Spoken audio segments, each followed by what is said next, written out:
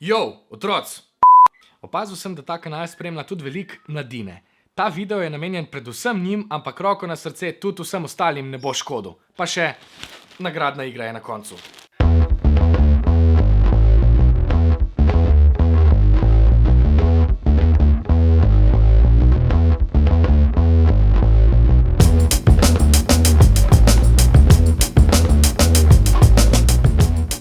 Internet je neskončna planjava možnosti in vsebin.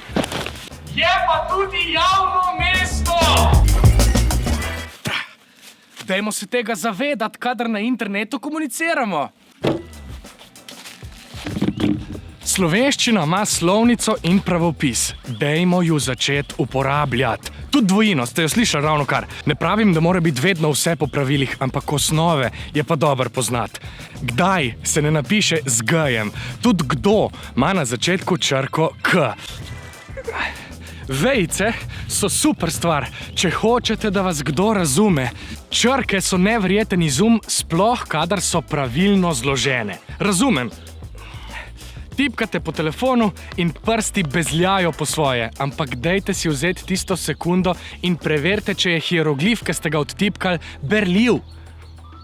In saj veste, da kadar vse pišete z velikimi črkami, to pomeni, da se derete! Mogoče se vam to v udobju svoje sobe zdi popolnoma okej, ampak kaj pa v javnosti, na osebe, ki jih morda niti ne poznate? Ko sem bil jaz mlajši, so mi stalno govorili, mi pa nismo skupaj krav paseli. Meni se zdi, da je danes s tem rahlo drugače. Na internetu smo si gledalci in ustvarjalci bližje kot kadarkoli doslej. In zato bi lahko rekli, da na nek način skupaj pasemo krave. Ampak to še zmeraj ne pomeni, da smo zato lahko nevljudni ali pa celo nesramni. A ne, mojster? Če hočemo nekaj prositi, potem rečemo prosim ali pa vsaj lahko. A bi lahko posnel to pa to pa to. A mi lahko prosim poveš kako bla bla bla bla bla. Ne moremo kar slepo zahtevati stvari. Čak, stov. Prav tako ne moremo pričakovati popolne odzivnosti. Če nam nekdo ne odgovori v enem dnevu, to še ne pomeni, da mu lahko pošljemo grozilno pismo.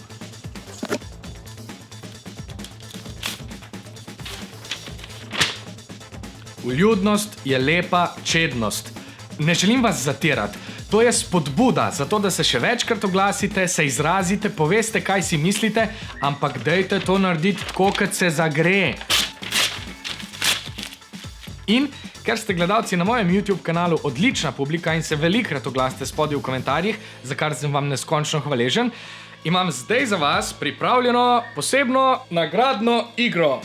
Tule imam cel kup Rubikovih kock Yushin Little Magic. Vidite, v komentarjih ste me popravili, da se pravilno izgovori Yushin in zdaj sem se nekaj naučil. Hvala vam za to.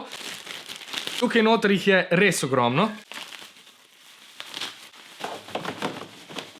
Noro! Nekaj teh kock bom jaz potreboval za trening v bazenu, da bom podaril ta svetovni rekord, upam. Ampak nekaj pa bi jih rad razdelil med vse zainteresirane. Če ste naročeni na moj YouTube kanal, se oglasite spodaj v komentarjih in povejte, kaj si mislite o tem, kar sem govoril danes. To velja za vse gledalce, ne samo za mladino. Izmed vseh komentarjev bom čez 7 dni, se pravi čez en teden, izžrebal 7 prejemnikov Rubikovih kock Yushin Little Magic. Tako. Ostanite vljudni, peace out. Ko pa to, glej, porezal sem se vmes, oziroma na koncu, ste vidi, ful sem se urezal, s čim, to, kar sem odperil, pa krije tle. Slabo, upam, da se nisem majce mazal, nisem, ne? Dobar je. No, se vidimo. Joj.